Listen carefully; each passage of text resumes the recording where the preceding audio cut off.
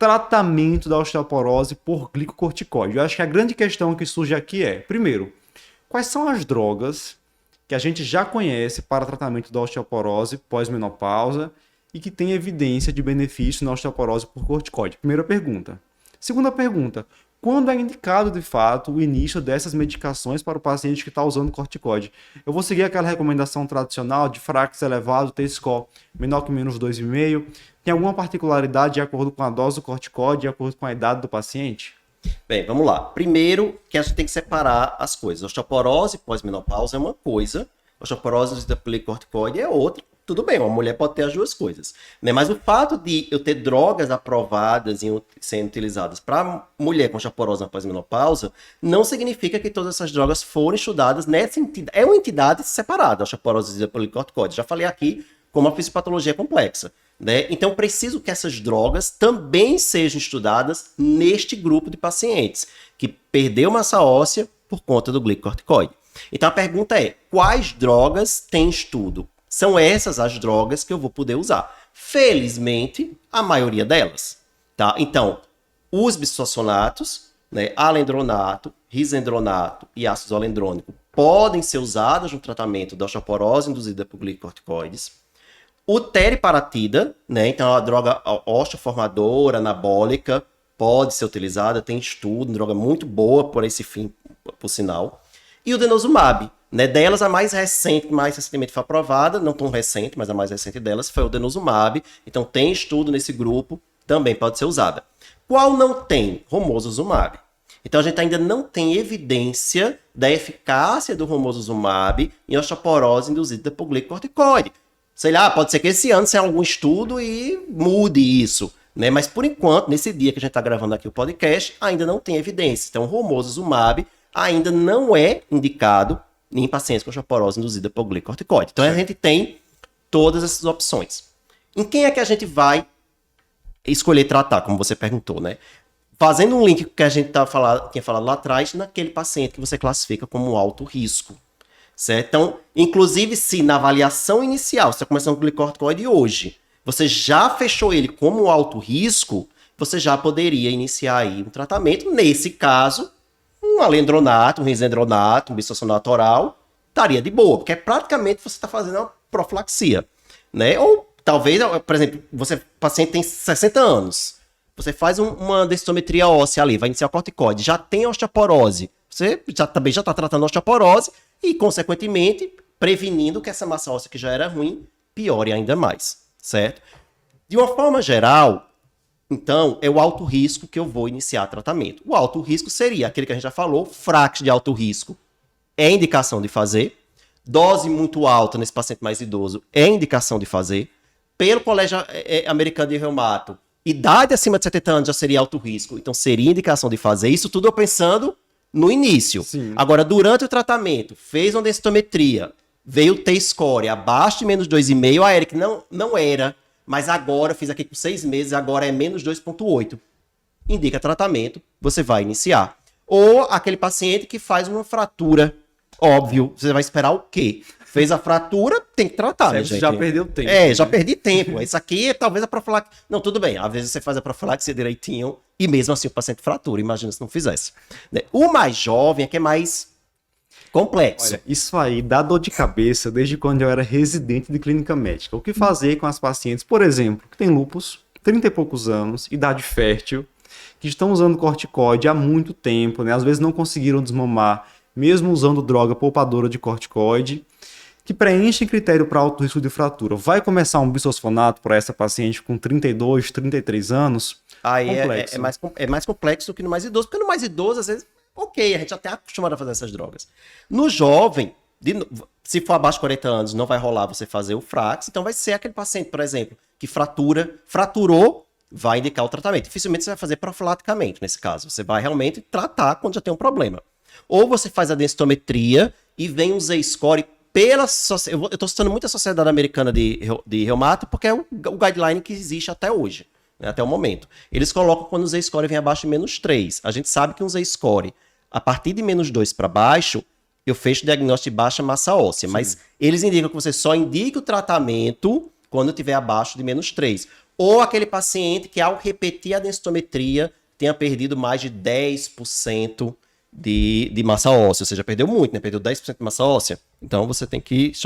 É um paciente mais grave. Só que, mesmo nesses que você classificou como alto risco e indicou o tratamento, vem essa questão que você falou. Se for mulher, se for homem, mais simples, né? Então, dá para fazer um bisfosfonato tranquilo. Mulher em idade fértil, fazer um bisfosfonato é um problema, porque, principalmente se ela ainda quer engravidar, né? Porque a gente não sabe quais seriam os efeitos para uma gestação futura, mesmo que ela esteja sem usar droga, porque a gente sabe que o bisfosfonato ele tem efeito residual. Então, será que esse efeito residual ainda vai trazer algum prejuízo para um embrião, para um feto, quando essa mulher engravidar futuramente? Inclusive, se é uma mulher, idade fértil, alto risco, você quer fazer algum tratamento, e ela ainda vai querer engravidar no futuro, é melhor não fazer bisfosfonato, é melhor fazer alguma das outras opções. Ô, Eric, Ou teriparatida, né? Acaba que vai sobrar. O inocente vai pensar assim, então vou fazer denosumab, porque não tem efeito residual.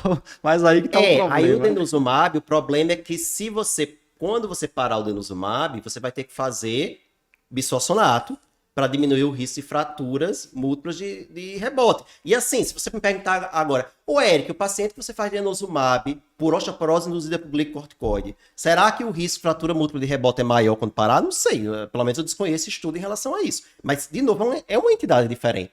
Né? Então, é claro que você, ao parar o denosumab, vai ter que fazer ácido zolendrônico, no caso, né? Dependendo do tempo de uso.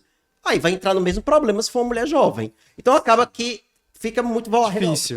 Teriparatida, né? 2 anos de teriparatida, ali rezando pra ela sair desse corticoide. Tenta tomar o corticoide e retirar. Tenta tirar esse corticoide antes de acabar esses 2 anos de teriparatida, porque depois vai ser mais complicado. Agora, se é uma mulher que já tem prole constituída, não quer mais engravidar, aí as gente usar, ainda bem, e lembrar de fazer contracepção, se você for fazer um bisfosfonato, qualquer droga, antioporose na mulher mais jovem. Mas na mais jovem é mais difícil. Às vezes eu defino, eu digo, vou ter que tratar, mas aí entra nesse problema. E aí, ainda falando de tratamento, Ícaro, tem outra coisa que é, beleza, Érica, eu posso usar bisfosfonato, teriparatida, denosumab, mas qual escolher? Né? A gente já viu que na mulher jovem é mais complicado. Sim. Né? Mas naquele paciente, mulher na pós-menopausa, um homem mais velho, que eu queira fazer, o que é que eu vou escolher?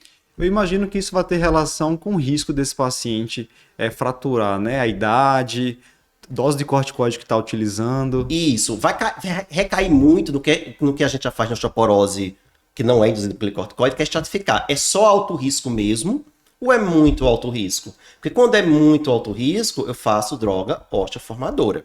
E se a gente for para o posicionamento brasileiro, que foi publicado pela SBEM, junto com o Abraço, no final de 2022, tá lá o corticoide. Assim, quando eu vou pensar em muito alto risco e fazer, então, teriparatida, tá, minha gente? Já disse que o romosozumab não tem estudo ainda. Então, inclusive, esse posicionamento orienta teriparatida nesses pacientes usando glicorticoide, que é considerado muito alto risco. E o que seria? Aquele paciente que, na vigência de glicorticoide, fraturou. Então, você tá lá, tá usando glicorticoide, fez um exame de imagem, um raio-x com 6 meses de uso. Tem uma fratura vertebral, é teriparatida. Essa é a de escolha. É a droga de escolha, porque já seria automaticamente muito alto risco. Veja, corticoide péssimo para a qualidade óssea. Extremamente deletério. Não tem o que esperar 2 fraturas, não. Teve uma, já tá muito ruim a situação. Então você vai fazer uma droga anabólica, tudo faz os 2 anos de droga anabólica, depois, se persistiu alto risco, o paciente ainda usando corticoide, segue com antirreabsortivo. Né? Um denosumab, um ácido zolendrônico, um bisfosfonato oral, que tiver disponível também aí, dependendo das limitações de cada lugar. Uma outra situação é que o T-score, que eu tô falando de pessoas mais velhas, né? O T-score abaixo de -3 para baixo, num paciente usando corticoide. Então, se você faz a densitometria, é osteoporose, então é alto risco, eu vou iniciar um tratamento. Quanto é esse T-score? Se for de -3 para baixo, eu já reclassifico como muito alto risco. Não precisa nem ter fratura. E aí eu também vou escolher, nesse caso, o teriparatida, certo? E uma outra situação é aquele paciente que tem osteoporose induzida pelo corticoide, eu começo o alendronato, por exemplo, aquela situação que eu citei, uma mulher desde o início já tinha uma densitometria óssea que tinha um T-score de -2,8, né? E eu já comecei ali um alendronato, comecei o corticoide e comecei um alendronato junto. Vou acompanhando essa mulher, ela fratura. 1 ano depois apareceu uma fratura de vértebra, né? automaticamente você tem que trocar para teriparatida. Então, fraturou, né? O paciente está tratando com bisfosfonato. Teve uma fratura durante esse tratamento, né? Usando o glicorticoide, persistindo com o glicorticoide, você tem que trocar para teriparatida.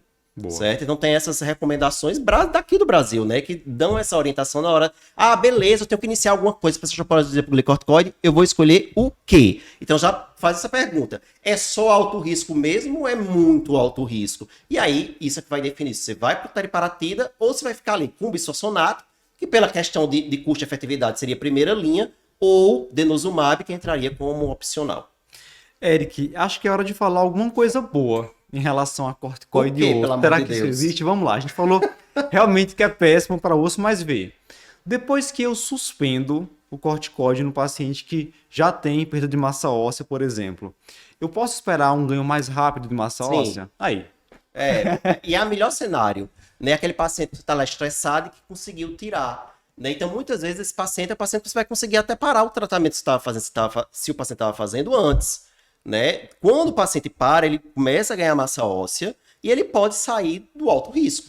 E se é um paciente que você está usando alendronato há 3 anos só, não completou aqueles 5 anos que geralmente a gente faz para fazer o holiday, né? Mas usou só por 3 anos, já parou, a massa óssea melhorou claramente a densitometria, o paciente saiu do alto risco, você pode tirar a medicação antes. Então, existe, né? Acontece. Agora, há evidências de que talvez essa massa óssea nunca mais volte a ser, não a massa óssea, mas a qualidade óssea nunca mais volte a ser como era antes. Né? Não vai exatamente, zerei meu osso. Não, mas você vai ter uma melhora da massa óssea e muitas vezes você vai conseguir ali tirar o tratamento do paciente. 2 situações que a gente vê assim, um ganho rápido de massa óssea, né? O paciente que parou o corticoide e o paciente que operou de um adenoma de paratireoide. Porque operou de adenoma de paratireoide é um negócio assim. O osso dele ganha acima 20, 30, 50% de osso, é uma coisa extraordinária. Né? E com corticoide você tem também, você tem razão, tem essa parte boa. Parou, você tem Pra fechar com energia lá em cima. Dá uma energiazinha positiva. Se você conseguir parar, viu? Olha eu colocando pra baixo. Se conseguir parar, que nem sempre é fácil. Eric, agora falando com quem tá ouvindo a gente, eu acho que esse é um podcast que, assim, ele também é para o endocrinologista. Porque definitivamente não é um podcast específico da nossa especialidade, né? Então você que está ouvindo, compartilha aí com a galera da clínica médica, pneumologia, reumatologia, enfim, se for estudante de medicina, médico de qualquer área, tem que ouvir podcast sobre osteoporose por glicocorticoide. Isso, e assim, eu disse, não é um assunto fácil de estudar, porque como eu disse, cada lugar que você estuda vai ter dados diferentes, coisas diferentes, porque por incrível que pareça, as evidências são ruins. Tanto o paciente usando glicorticoide, mas talvez sejam tão heterogêneos, com doenças de base diferentes, com tratamentos, doses diferentes, corticoide diferente, que acaba você não tendo um grau de evidência tão bom na hora das recomendações. Claro que eu citei aqui alguns protocolos, algumas dicas de como você pensar baseado no guideline, por exemplo, da reumatologia, mas é importante não se prender também a guideline. Né? Eu acho que a mensagem que fica é avalie o risco. Avalie individualmente o risco desse paciente fazer fratura. Por quê? A frequência com a qual você vai fazer a densitometria, a frequência de exame de imagem, se você já vai tratar ou não, qual o tratamento que você vai fazer, se é um bisfosfonato, tudo depende dessa avaliação de risco. Então, use o Frax quando puder usar o Frax, né? Avalie atentamente o tempo que esse paciente vai fazer, a dose que ele vai fazer, a idade que esse paciente tem, a presença de outros fatores de risco, de outras doenças, qual é a doença prévia dele, um combo. E assim, não tem receitinha certinha, bonitinha, formulazinha para fazer isso. Realmente, senão a gente ia ser substituído pelo chat GPT, né? Graças a Deus não tem, minha gente, formulazinha para demorar essa substituição. Então, assim, realmente é algo que você tem que individualizar bem. Né? As evidências são limitadas, mas a gente vai utilizar as melhores que temos disponíveis para prestar melhor assistência aos nossos pacientes.